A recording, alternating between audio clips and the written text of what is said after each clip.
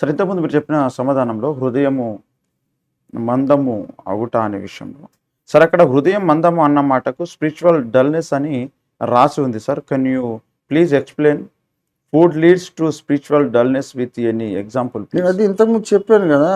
హ్మ్. ఇప్పుడు శరీర సంబంధమైనటువంటి ఆహారం అధికంగా తీసుకుంటే హ్మ్.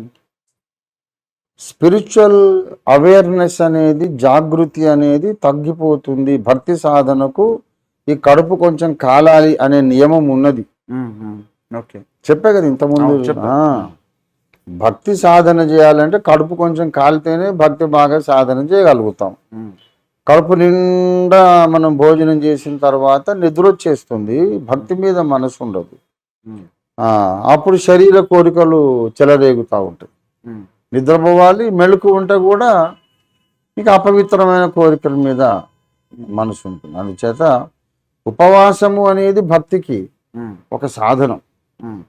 అంతేగాని బాగా తినడం ద్వారా భక్తి ఎవడు చేయలేడు. హ్మ్. హ్మ్. అది విషయం. Okay sir.